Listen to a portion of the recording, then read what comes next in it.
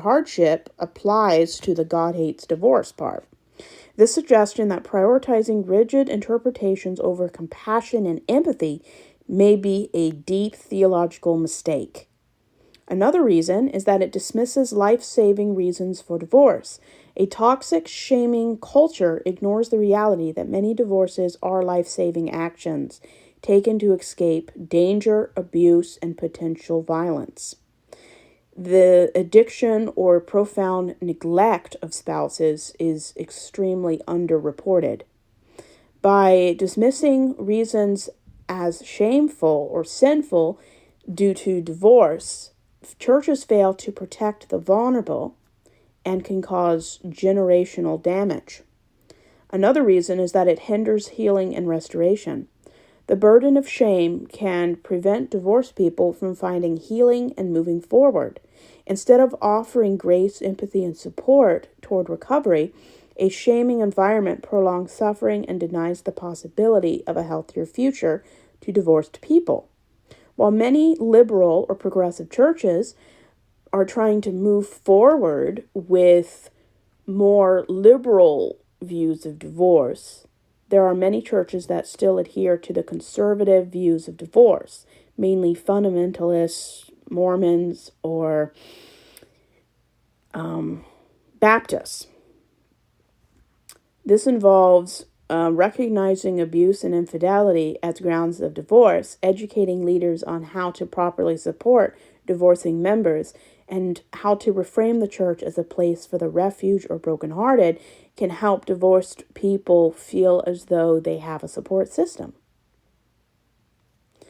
Now, in a perfect world, divorce would be something that I think everyone wants to avoid at most cost.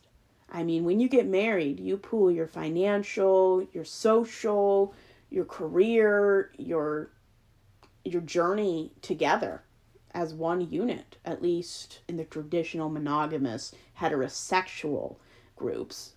And to leave a partner, women usually lose 40% of their income. Men lose about 23%.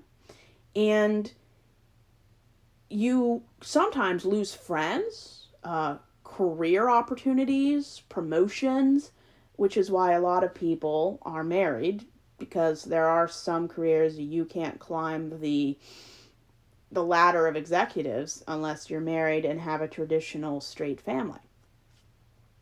I grew up in environments like Southern Baptist where divorce very rarely happened. And what was the result of this?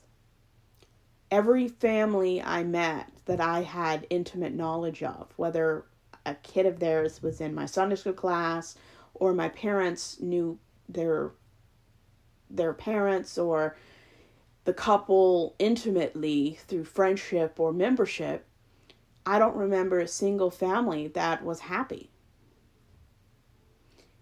And this is so sad. How many women spend 40 years of their life in a marriage where they don't feel appreciated, they're bored, they're so underinformed, they believe that their crappy sex life is something to be proud of.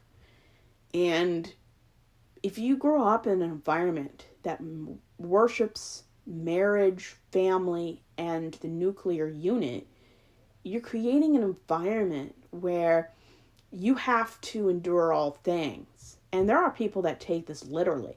Anna Duggar, she believes that you have to suffer through everything. And you don't. It's a choice if you want to stay married. I think everyone goes into marriage believing that their marriage will last forever, while about 62% get divorced. 70% of divorces are initiated by women. This is why I don't believe in the institution of marriage myself. I don't judge people who still pursue it or go into it. That's their personal choice, and it's none of my business. I just know about the history of marriage, the inequality, what I call the emotional strangulation that happens in marriages, where women start to lose their individuality, they become owned